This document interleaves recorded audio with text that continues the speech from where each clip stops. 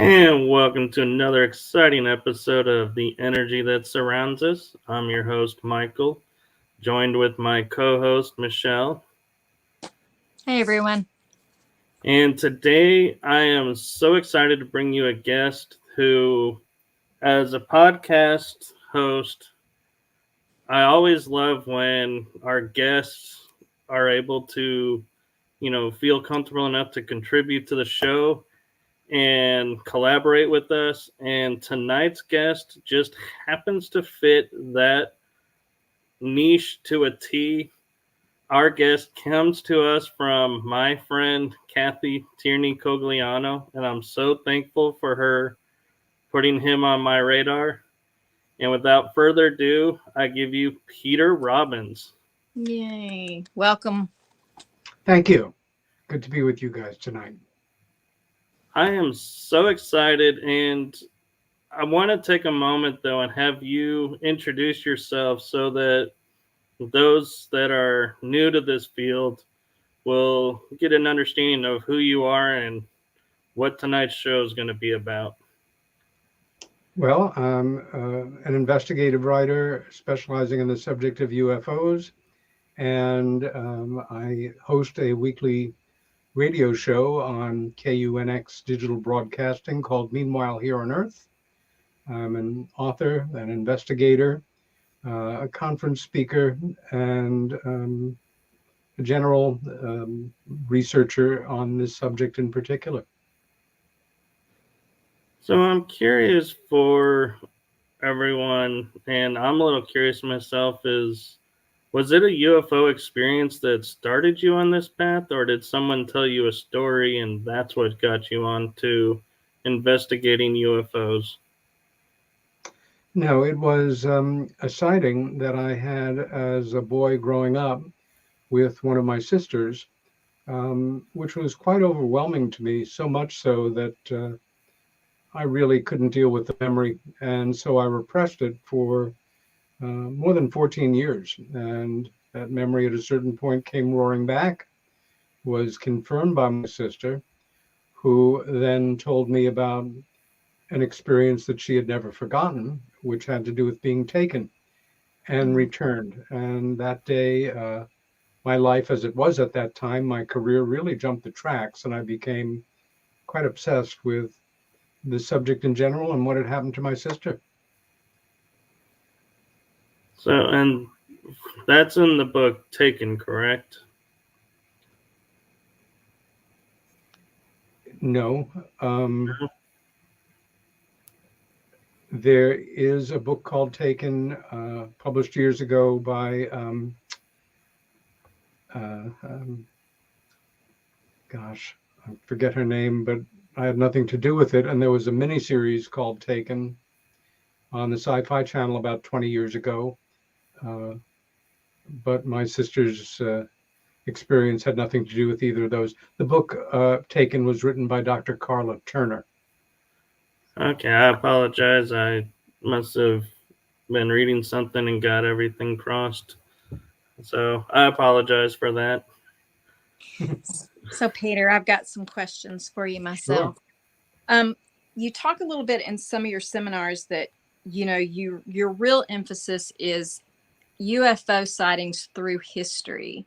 So aside from like some of the paintings that we know, like Madonna and Child with St. John, things like that, hieroglyphics, stuff like that, like within history, other than those, like say the Westerns, and go out through that, the 1700s, what kind of history have we maybe missed that actually left us clues that it could have been, some kind of UFO interjecting itself within? Good question. Thank you. My real focus overall is post-war and 20th century, where American history kind of dovetails into this, until more or less recently, hidden history, subdued history, repressed history. But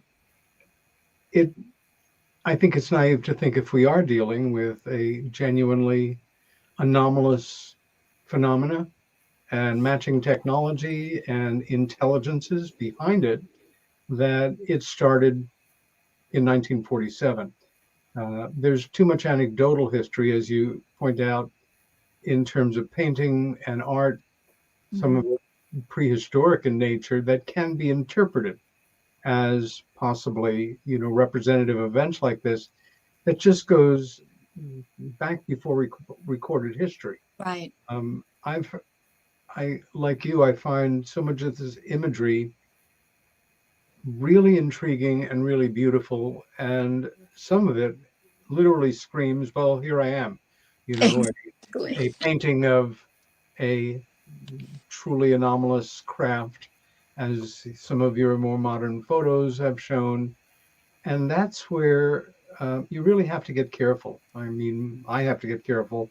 Anybody that is involved in investigating and trying to evaluate material, if you are predisposed to it, if you, find it uh, a romantic subject, a very exciting thing to pursue, something that makes you feel special, then you all have to be very careful not to just accept something sight unseen or at its face value. Um, in this time in history, the internet has become this go-to for all things, source of information like the Godhead and technological terms. It still amazes me. I don't know about you guys, but every once in a while, I'll just type in the most Oh yeah. pure question I can think of. Now, they got me again. Yeah. But of course, it's a double-edged sword. Right. So much of what is on the internet is complete and total crap. And that a lot of it for me goes back to the great iconic X-Files poster, "I want to believe."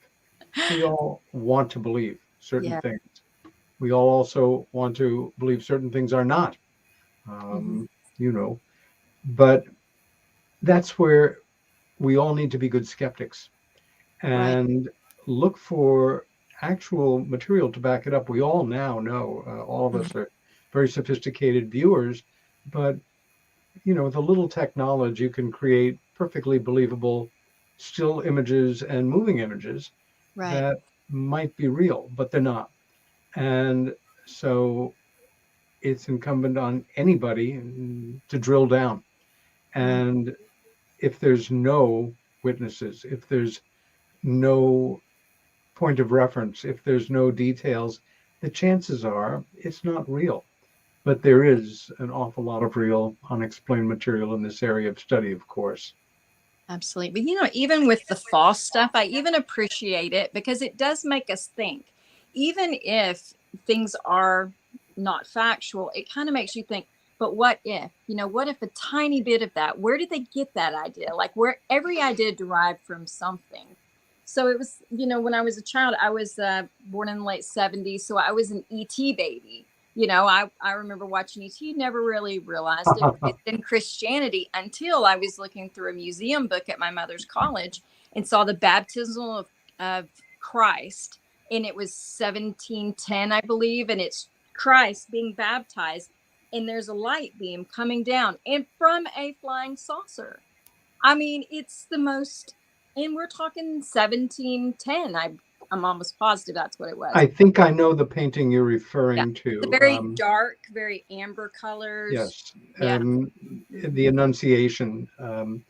And I've had skeptical scholars argue that disc shape also can be interpreted as a representation of the halo.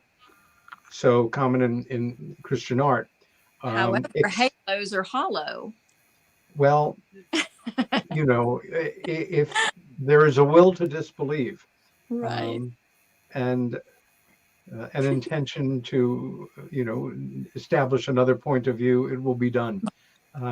Other times, common sense just suggests that it really looks like it. It's not out of the question. If this is before, recorded history or well-recorded history, then the oral tradition For me, Ezekiel is a favorite. Yes. And at one point, many years ago, just as a personal, just a little intellectual exploration, I either borrowed or took out of the library or had in my own library. I pulled together about 7 versions of the Old Testament and went to Ezekiel and did a line reading, line by line, in each edition, translation, and most of them are word for word. Ezekiel's minding his business, and out of the heavens, lo, comes this fiery wheel within a wheel with Right. the appearance of eyes all around. And language can be confounded. I think it's amazing that so many people take scripture as literally as they do, understanding how many times over the millennia it could and has been adjusted, translated, neutered, confounded. And what we get that's come down to us Mm-hmm. isn't what originally was there. And there's no way to verify, hence Mm-hmm. belief and faith in belief. And that can transfer into your studies of the paranormal and UFOs and things, which isn't necessarily a good thing. It just makes it into another religion, so to Right. say. Um, I know for a fact, after more than 40 years of study in this general field, how little I actually know and could bring like into a court of law. I know we're not alone, but I have colleagues, and there's certainly lots of people, and they may be right, who will go off and tell you where this group of beings comes from, where this civilization is located, why they're here, how long they've been coming here, the power modus, the sea of energy that runs their ships, and they either know or they don't know. And it's part of the great frustration and challenge of serious UFO studies, because a fallback position is prove me wrong. Right. Right. Yeah. How can I prove you wrong or right? You're just kind of, but it's such a wonderful thing that we now live in a time where we can have these discussions openly Yeah. instead of being scared of, being Made fun murdered. of. Yeah. Well, That murdered. age of I was going with it, ridicule but is really yeah. passing. Yeah. And that's been going on for a little more than half a dozen years now. Mhm. For folks that have entered into this field, the last half dozen years or so, it's almost hard to believe that for 70 years, the association, the fear of being associated with taking the subject seriously, held back countless people, many of them movers and shakers, other ones regular folks, from expressing their opinions on it, because the ridicule factor was so vicious. In normal society, it's bad enough. Nobody likes to be made fun of. But Right. you could be a billionaire or presidential candidate or a mover and shaker in industry. And up until, again, the last half dozen years, um, you would still ultimately back down, Mhm. because it could also destroy your career. Oh, You want yeah. to be taken seriously and you're an astronomer or an attorney or a physician or a mental health professional, and you think flying saucers from other planets are real, you must be crazy. Right. And it worked. It worked brilliantly, but it doesn't really work anymore. Right. Right. Do you think? Go ahead. Go ahead, Michael. I was going to ask Peter, what was your thoughts of the congressional UFO hearing disclosure that we just had? Do you feel like that was true disclosure, or you think that was like a smokescreen that they were just giving us something so that we would be satisfied and let it go? Well, I think at best it's a first step of an ongoing process that hopefully will lead to what we now call disclosure with a capital D. Some people feel it will come in rather dramatic terms, with world leaders correlating announcements to their various peoples. I guess time will tell, but I think it's a very good thing that our elected officials, in this case in the House of Representatives, including a number of key, well-known elected representatives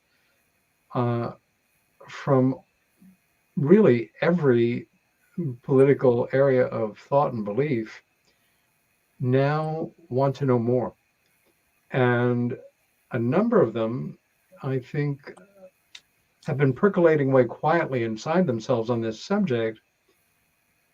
And it's almost jaw-dropping for, everybody goes through that door of realization in their own way. And all of us pretty much on our own to one degree or another. But here are these people that, worked hard to become elected representatives in the House who now find, holy shit, we genuinely may not be alone in the universe. And in fact, it looks like our government has been instrumental in repressing the facts around this, and we're not alone. And they're real, and I want to know more. My constituents want to know more. We need to know more. The implications of this are shattering. I see people like Marco Rubio, Florida senior congressman, and certainly in anybody's mind, a Republican taking positions on the right. And one of my congressional representatives, Kirsten Gillibrand, who is a progressive Democrat, smart gal, but ideologically they're, completely opposite extremes, except that they have been working together for months and months on legislation. And I am sure in the process, whether they had any intention to or not, or in this terribly divided time where you don't even want to look like you might be friendly towards somebody who's evil or on the other side of the ideological chasm, that there's a growing sense of mutual respect in going after this subject, and respect for each other, maybe a better understanding of why they each take the political positions they do. But this can't be a bad thing. At the same time, your basic question, Michael, is really good. What do I think about, the what we've seen so far? To a degree, it's like a very well orchestrated kabuki play. Everything seems to be happening, but the movement is very slow, and who knows what's going on just backstage. It's how the process continues to go. Right now, there's a fair amount of really lively exchange around a major whistleblower, who David Gersh, who is starting to really pass the test with a lot of people who looked at his account, with a raised eyebrow at first. But it could change at any moment, or it could drag along relatively the way it is for the next few years. I tend to think it's going to move at a more lively pace, and there's a certain amount of unpredictability here. So, we'll all find out to a degree what's happening as it happens if we keep an eye on the subject. Right. And I'm kind of curious, as, talking about the disclosure aspect and everything, if you're familiar with the Stranger in the Pentagon books, and Yep. have you investigated that, and the term, what's your feelings around that? I read it first many years ago, probably 40 years ago or so. I think it's one of the more charming myths, legends, lore of the UFO world. I really don't take it literally or seriously. The case of this alleged alien visiting the Pentagon, in this particular case, it's, for me, it kind of comes out of the contactee movement and Welcome the Space Brothers. And of course, I'd be completely wrong, but I don't really give it a lot of credibility, Michael. That's me. No, I respect that, and I was just curious because, being an investigative reporter, you have a filter. No, investigative writer. I'm not a investigative journalist. writer. Sorry. That's okay. But the investigative part is where I was going with it, is you have a different lens that most people don't have. And it's the same with being a paranormal investigator. I have a lens that's different from another investigator, same field. And so it's always, I enjoy hearing the perspectives of where each is coming from, because, like you're saying, that's how we grow and learn. And I mean, if we follow blind faith, then, that's the blind leading the blind. We're not going to get very far. But if we start to take the little nuggets, like Michelle was saying, there may be a kernel of truth to that story. And there's a kernel of truth to this story. You start to put them together and wait, there's a whole nother story here.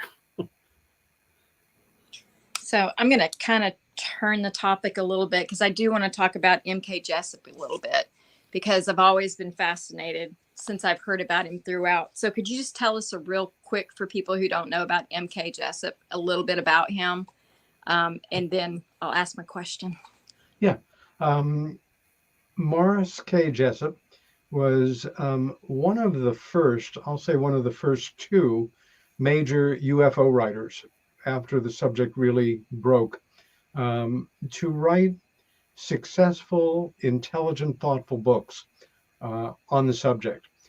The other was Major retired Donald Kehoe, a former Marine fighter pilot, who wrote the first, authentic UFO-related bestseller in the country. Jessup began his career, I think, studying at the University of Michigan, if I remember correctly. Yes. But as an anthropologist, and a particular interest in Central American cultures, including the Mayan culture, as I recall. Yes. And he made his first mark as a scholar in Mayan studies. I'm trying to remember now what event or he and several friends had their own UFO sighting. That obviously, for understandable reasons, can often be the beginning of your interest in the subject. As I recall, I would need to refresh a bit there, but he became very interested in the subject and was the first modern writer to look at quote unquote miracles in the Bible with respect as possible misinterpretations of the appearance of a truly advanced technological something or other. And wrote a book called UFOs in the Bible, which is still worth reading if you can find it. It's a rare book. It's very hard to find. I've been looking for a long time, and when you can, it's so pricey. I was going to say, when you find it, it's expensive. But his other casework was extremely good. He was not a mystical thinker. He was a pragmatist. And unfortunately, one of the reasons his name kind of stays stuck in popular UFO culture in folks' minds as they begin to learn about the early contributors to the work was the circumstances surrounding his death. Yes. He, for reasons having nothing to do with UFOs directly, a failing marriage, a difficult, increasingly difficult financial situation. He suffered from depression. He ended up either taking his life or that he was murdered, and the situation was made to look like he had taken his life. I investigated it as well as I could. Certainly a cold case. He died in the 50s. But I came away with inconclusive results for myself. There were things that really did lean more towards suicide. But other things that, in a practical sense, didn't make any sense at all. And I worked as a volunteer in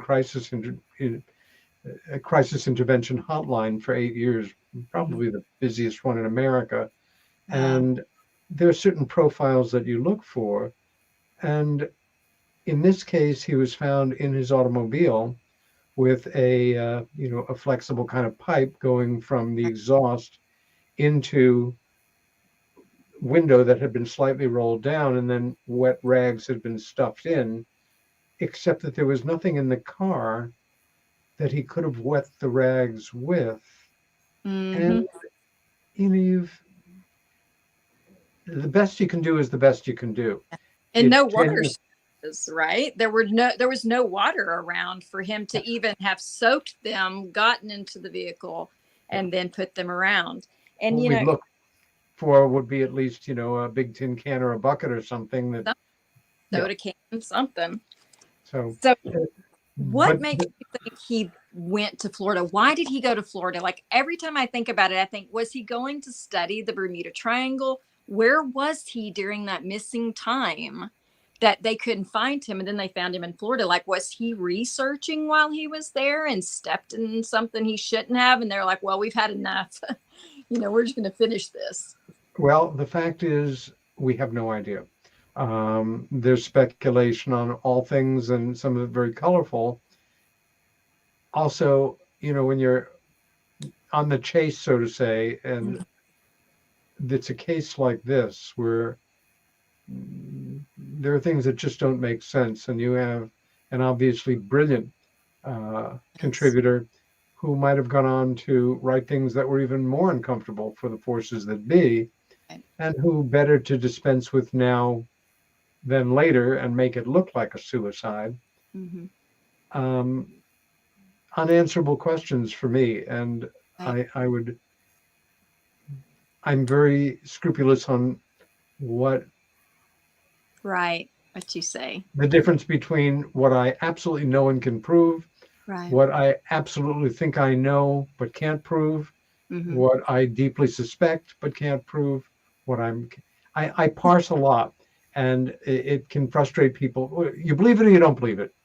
It's not that simple sometimes. Yeah, it's not that easy. I've always wondered, he was such a brilliant man. And I heard that in his earlier days through his, studying the Mayans and things like that he was an avid journalist. And I was like, well, if he was a journalist in the beginning, I'm a journalist. So when you do your journals, you just don't stop doing your journals. Even when you're depressed, your journals just go darker, or they change, handwriting or something. I always wondered, were there missing journals? Like, was he journaling? Where are the journals? So I have never come upon any references to their existence. I know there's just none there, but that was just the question. Like, because I know when I was in Mexico, his name, that's where I first came across him, was, studying the Mayans and the Aztecs and things like that, mainly Mayans. Down in like Quanaroo and stuff like that. And they had said that, he took meticulous notes. He was just that type of man. Yes. And I thought, well, you just don't stop being that type of man. And he was very eloquent from what I understand. And he was very precise, even though he still thought out of the box, which is such a great lesson for all of us, is to be studious, but yes, be open-minded also. Yeah. You can be both. You don't have to be and or. So I've just always been fascinated by it. So I was excited to know you spoke about Jessup. I was like, oh, finally somebody, because usually they're like, who are you talking about? I'm like, well, this man. So well, part of the problem there is I don't think any of his books have ever gone into any kind of mass market printing since the initial hardcover books came out in the 1950s. And so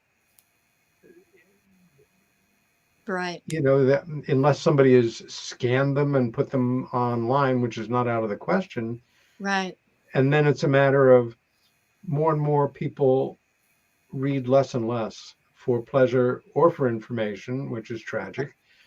But if it's scanned, it can be, I'm a reader and I love reading, but I'm more comfortable if it's a major thing with an actual old-fashioned book rather than the screens that we're all looking at right now. And that's, I think, part of the reason that he does not have the respect or the place in the early history of UFO studies that he might otherwise have at this point, because not that many people have read his work compared to how many folks are involved in the work one way or the other now.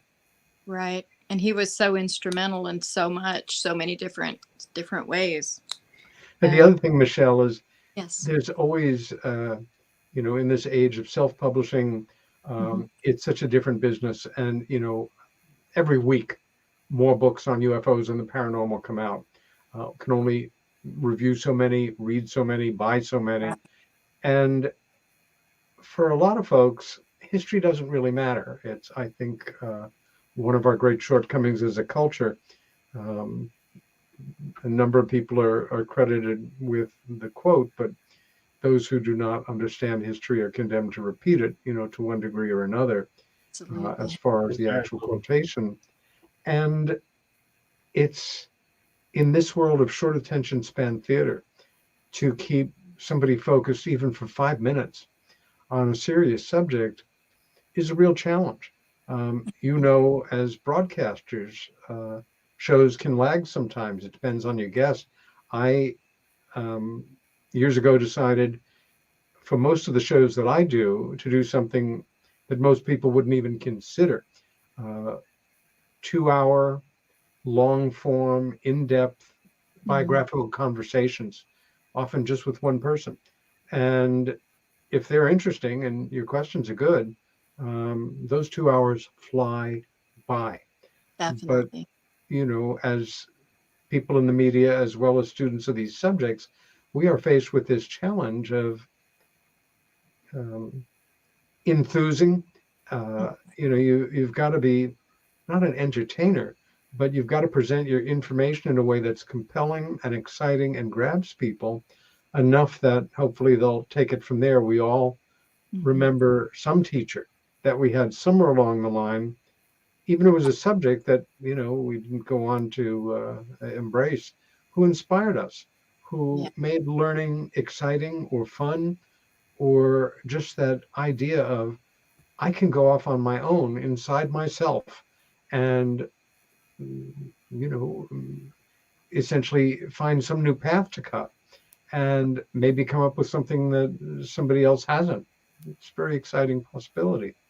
Right, because it used to be when people were passionate about something, people would gravitate towards that passion and be like, oh man, you're so passionate about this. I want to learn about this. And today it's like it's like their definition of passionate about something is, oh, hey, this person has so many views on social media. Now we got to look into this. And it's like, that is not the passion that we're talking about.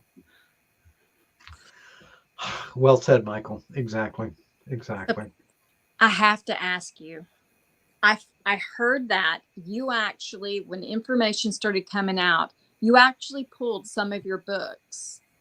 Was that correct? Did you actually pull some of your books out of the cells and things like that? Did.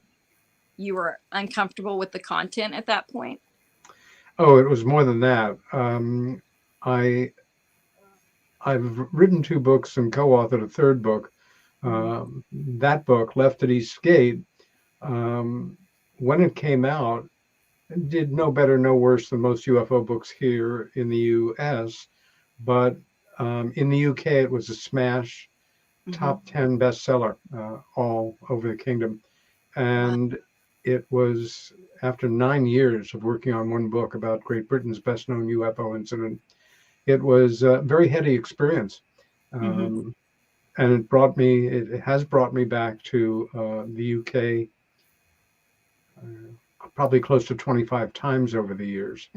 But some years ago, my co-author's story started to really unravel and ultimately was revealed to be fictional and taken from other people's accounts. And he had absolutely gotten it by me.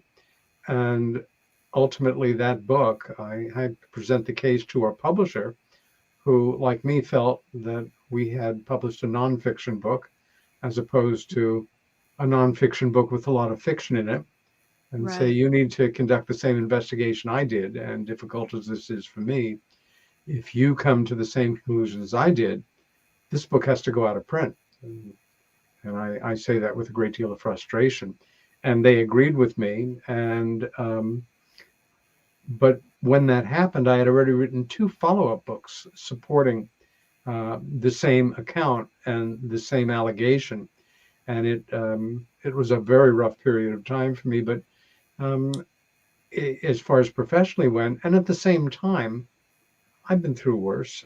And in this world, especially if you're in relatively uncharted territory, as aspiring to be a professional and being taken seriously, you can either pull that stuff that really guys do. I don't know if women do or do much, which is, I'm just going to hunker down and not talk about this, and it'll pass. People will forget, and then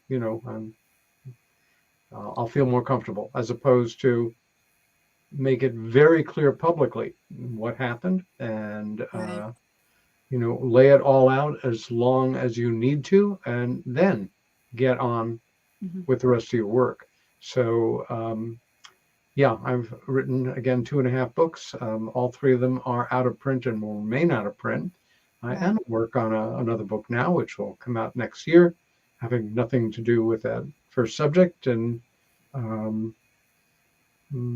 life goes on. I mean, it speaks to your character, though, to be able to go in and say, I found out these are not facts, because 90% of people would have been like, oh, well, it's out. I'm not going to pull that. I'm not going to take away that mailbox money. And you said, I have to stand beside the work that I say. And I mean, that's hard. That's like, pulling your quarterback kid out of the game because he was, not acting right. It's like, I have to do it. I can't live with myself if I don't. So, it was hard. And at the same time, I didn't see any option, because that's not the way I was brought up. At the same time, the book, Left at Eastgate, a first-hand account, which it really wasn't, of the Rendlesham Forest UFO incident. There's hundreds of parts of that book that I will always stand by and always be very proud of. Unfortunately, it's all mixed in with a lot of tall tales and exaggerations and confabulations and outright fantasies. And it's still an interesting book to read, I think, if you want that kind of challenge in your reading and not sure what one of the people in one sentence is saying that's true and what's not. And I can laugh about it now. You can make a trivia game out of it. Fact or fiction. And there's your whole new market. You could do it on your podcast show. Well, it's actually an old-fashioned radio show, in that it's broadcast live every Monday night, and it comes out of a radio station in Kansas City, Missouri. Of course, the difference with the podcast is that it's pre-recorded. Where a radio show, the moment it ends, I guess technically can be defined the same way a podcast is, because from then on, it's available in archived form. Right. But I like live radio. Things can really screw up at times, and they do. Last week, a week ago, Monday, I was about 3/4 of the way through my introduction with a really wonderful ufologist and a gal I've wanted to have on the show back on the show for some time. And I live in a fairly rural part of New York State, although I've lived in New York City most of my life. And at that moment, the power in this quadrant, everything went out and didn't come back on for 40 minutes. And I have a landline, but it went out as well. And so I was back and forth with my producer, who's saying, what should I do? That doesn't happen in podcasts. And it actually worked out great, because the head of the station and she are old friends. So they spoke for an hour on my show, but I'll have her back on as a guest. Other people don't want to deal with that nonsense. And as far as I'm concerned, it's part of the fun of broadcasting. Right. Right. Which, in all fairness, we're on a web-based radio station right now, live. So I know exactly how you feel with tripping myself up, going, great, it's now off at Radioland then. Oh well, Absolutely. just got to keep going. That's it.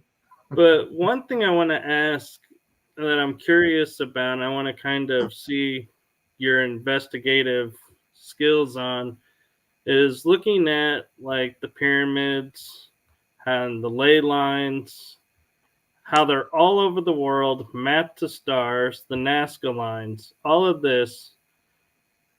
How can we still sit there and say there was no UFO aid to these structures or images because they're only visible by space and they line up with stars that we didn't even know about yet?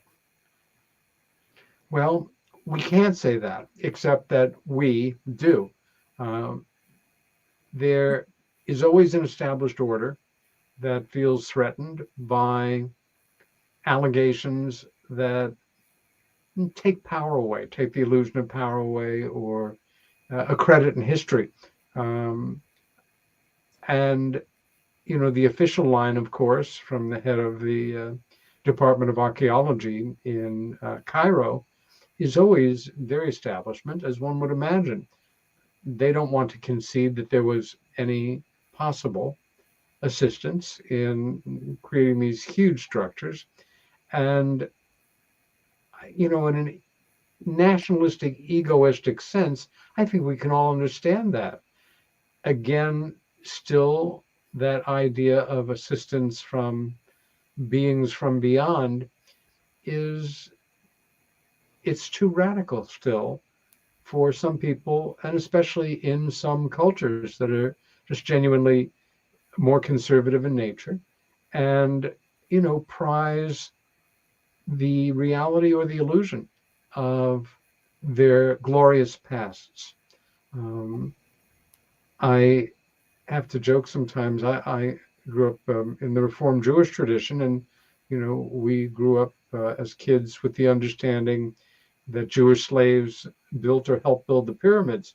And I remember years ago when these ancient alien kind of theories started to come up, and I had that momentary sense, wait a minute, we did that, you didn't do that. And don't tell me that. The bottom line is, who the hell knows? And one of my greatest mentors, a wonderful investigator and writer and artist named Bud Hopkins, he was a proponent of the idea that we human beings, on those occasions that we really can and do work together for a common goal, are capable of pretty much anything. Unfortunately, we haven't been showing a lot of that in more modern times. At the same time, again, I'm really clear that so many of these ancient things, ancient architecture, these huge blocks like in Baalbek that are, as big as 4 semis and hewn out of the earth, that we still have no way of moving anything like that. And it was certainly not done. These things were not done as existential jokes to, boy, those people 4,000 years from now, they're really going to be wondering, and well, we have nothing better to do but, create these mysteries for the future. You have to wonder, and wonder it is, like a kid. If we have had assistance, or if we are the product of genetic manipulation as well as evolution, which is highly likely if we do this with animals all the time and muck around, with their genetics, or a little change here, a little change there to move things along with, plant biology. And now increasingly, as the world panics or looks more seriously at the challenges that are just going to amplify with climate change as it continues to move forward, we want to hold on to the things that, give us some sense of stability. And a lot of them are slipping away. And again, for, let's say, an official in the Egyptian Department of Archaeology, this is your life. This is what you take pride in. Nobody's going to tell you that, aliens did this, because that's nonsense. And, I'm a smart guy. I've got a PhD. If it was happened, I'd know somehow. It may be willful ignorance. It may be tremendous sense of romance that we have added that makes everything seem more, the solutions more exotic. But think about, is it Coral Gables? Trying to remember that mysterious estate in Florida that is these huge lava kind of stones that were all put together by one man. Things that could not be moved by one time. I'm sure some of your viewers know exactly who I'm talking about right now. I do. Yeah. Well, I don't. I will by morning. Yeah. He was a very a loner, but he never let anybody see how he did what he was doing with these, massive pieces of stone hung so that, they're can be moved with one hand, that kind of thing. Wow. Maybe we figured out ways to do all this stuff and it was lost in antiquity and we never got it back. Or maybe we had help along the way. I am sure that I don't know for sure, but I'm very open to the possibilities that face us. But certainly don't reject that idea that assistance has been rendered. But I get your frustration on this, Michael. Once you've done enough reading and research, and if you're fortunate, visiting some locations, that you can say to yourself, "Damn, I can't. I have no idea how anybody can reject these possibilities." And then think about coming up against a hard wall of deeply entrenched bureaucracy, pride in your ancient tradition, and unwillingness to look at uncomfortable answers to traditional questions. I more and more I come away from it all with a sense of just compassion for the frustration that so many people feel around this, because there's a lot to be frustrated about by it. Right. And one of the sites, like you were talking about with the stones, was, I believe it's Puma, trying to think. But it's the H stones where they're all stacked on top of each other and they perfectly link. And I was talking with some stonemason friends, and they said, I can tell you with 100% certainty right now, we cannot make that kind of connection, those kind of cuts with our modern technology and our masonry. Even with the laser, we can't make that. So they're like, I don't know who made that, but there is no way man made that.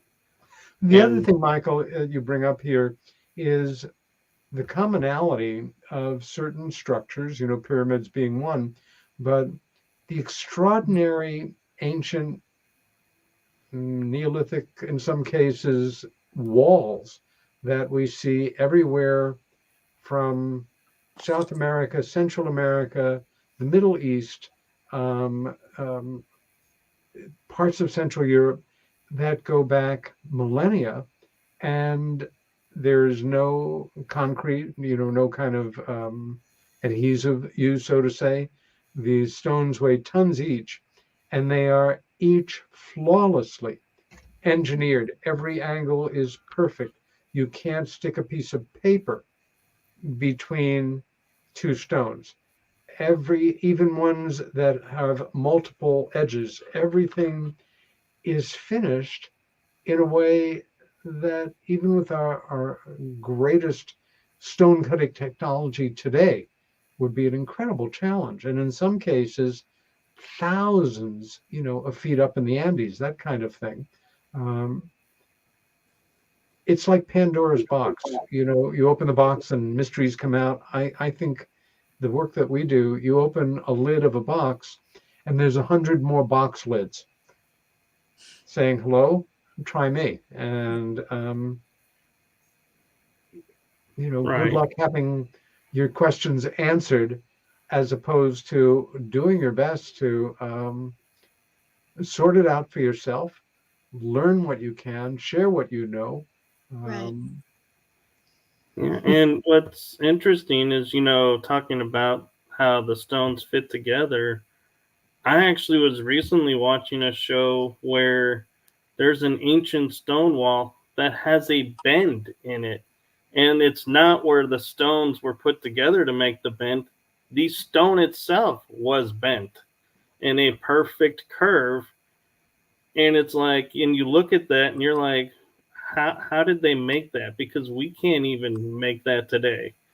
And so I think, like you're saying, is we need to take a moment, go to these places, look at these sites before the governments or the wealthy or whoever decides they want to hush that up and either destroys it or takes it apart and puts it into their private collection, because this is part of our history that I'm starting to get the feeling like we were dumbed down, that we were way smarter in our ancient times than we Absolutely. are now. Well, we didn't have the distractions back then that we do now.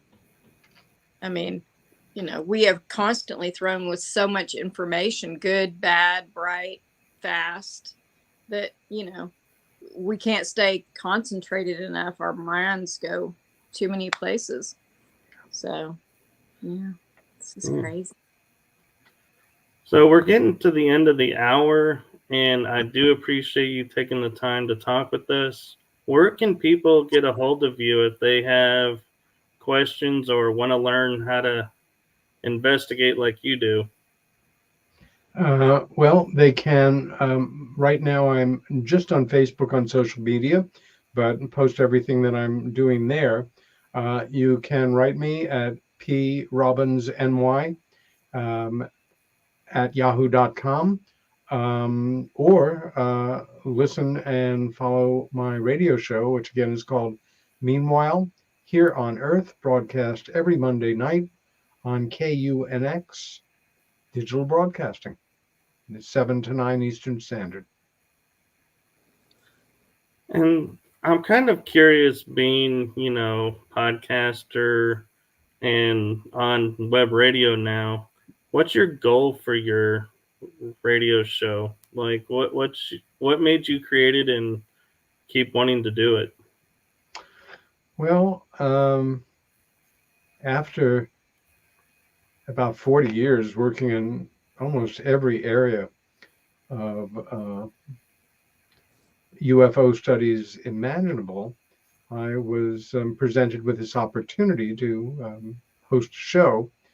And at that point, I certainly conducted several hundred interviews just in the course of normal investigations. And I thought, yeah, I'm ready for this. Mm-hmm. And I did wait a while until I could come up with, well, let me put it this way. There are so many good paranormal and UFO related radio shows and podcasts and broadcasts.